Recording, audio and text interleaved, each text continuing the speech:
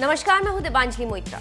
BJP 2019 के सियासी जंग में मोदी के चेहरे पर दांव लगाकर मैदान पर उतरेगी, ये तो तय है। लेकिन मोदी के खिलाफ विपक्ष की ओर से कौन टक्कर लेगा, ये तय करने के लिए इन दिनों सियासी दलों में जोर आजमाइश जोरों पर है। विपक्ष की ओर से बीएसपी सुप्रीमो मायावती, कांग्रेस अध्यक्ष राहुल गांधी और टीएमसी प्रमुख ममता बनर्जी को इस रेस में फ्रंट फुट पर माना जा रहा है, तो तीनों को ही संभावित महागठबंधन के पीएम चेहरे के तौर पर भी देखा जा रहा है। यही वजह है कि इन तीनों ही नेताओं में इन दिनों सबसे बड़ा मोदी विरोधी होने की होड़ सी लग गई है। इस होड़ में सबसे कड़ी टक्कर ममता बनर्जी और राहुल गांधी के बीच मानी जा रही है। लेकिन इन दिनों जितनी तेजी से सियासी हालात बदले हैं, उसमें राहुल गांधी ममता बनर्जी से पिछड़ते नजर आ रहे हैं। बंगाल की दो बड़ी सियासी घटनाओं ने ममता बनर्जी को बंगाल से लेकर दिल्ली तक हिट कर दिया है, जिससे मोदी वर्सेस ममता का माहौल बनने लगा है। राहुल सियासी सीन से पूरी तरह गायब नजर आ रहे हैं। ममता ने मोदी के खिलाफ सियासी माइलेज हासिल करने और निराकार गठबंधन को ताकत दिखाने की सबसे पहली कोशिश 19 जनवरी को की थी, जब उन्होंने कोलकाता के ब्रिगेड मैदान में हुई सबसे बड़ी रैली में पूरे विपक्ष को एकजुट किया और मोदी सरकार की एक्सपायरी डेट का ऐलान किया।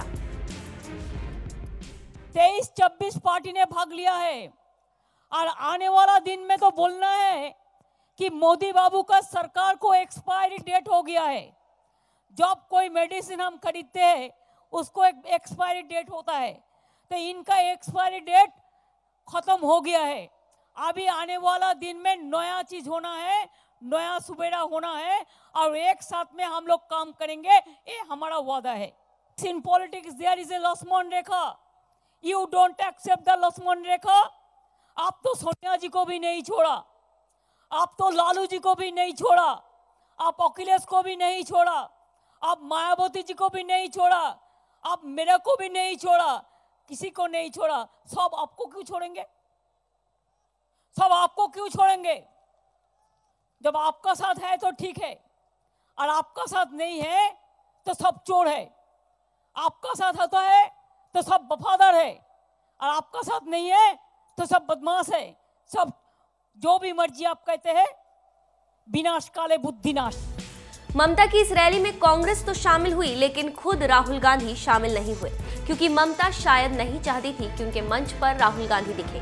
वो पहले भी राहुल गांधी के साथ मंच शेयर करने से कतराती रही हैं। हाल ही में खबर तो ये भी आई थी कि राहुल को जब स्टालिन ने पीएम उम्मीदवार बताया तो ममता ने जबरदस्त नाराजगी जताई थी। कोलकाता रैली से कांग्रेस को अपनी सियासी ताकत दिखाने वाली ममता बनर्जी ने अब हाल ही में एक और मुद्दा लपक लिया है, सीबीआई का। शारदा चिटफंड घोटाले के आरोपों से घिरे कोलकाता पुलिस कमिश्नर के लिए धरना पॉलिटिक्स कर रही ममता मीडिया से लेकर सोशल मीडिया तक सुपरहिट हो गई है। तो वहीं कभी शारदा घोटाले को लेकर ममता पर हमला करने वाले कांग्रेस को मजबूरन ममता सरकार का समर्थन करना पड़ रहा है। विपक्षी एकता दिखाने के लिए भले ही राहुल गांधी ने ममता के साथ कंधे से कंधा मिलाकर चलने का ऐलान किया हो, लेकिन ममता बंगाल में कांग्रेस को भाव देने में जरा भी इंटरेस्टेड नजर नहीं आ रही है। 42 सीटों वाले बंगाल में ममता अकेले ही बीजेपी से मोर्चा लेने के लिए तैयार है। ये बात वो भी जानती हैं कि सभी 42 सीटों पर अकेले लड़ने के बावजूद पीएम की कुर्सी तक पहुंचने की उम्मीद कम ही है। लेकिन अगर गठबंधन की सीटें ज्यादा आती हैं, तो पीएम पद के रेस में वो भी फ्रंट फुट पर रहेंगी। उधर कांग्रेस ज्यादातर राज्यों में दूसरे या तीसरे नंबर की पार्टी है। यही वजह है कि ज्यादातर राज्यों में कांग्रेस को क्षेत्रीय दलों की शर्तों पर सियासत करनी पड़ रही है। ममता के गढ़ बंगाल में तो कांग्रेस चौथे नंबर पर नजर आ रही है। इसीलिए यूपी में मायावती और अखिलेश ने कांग्रेस को किनारे किया, तो वहीं बंगाल में ममता भी कांग्रेस को भाव नहीं दे रही है।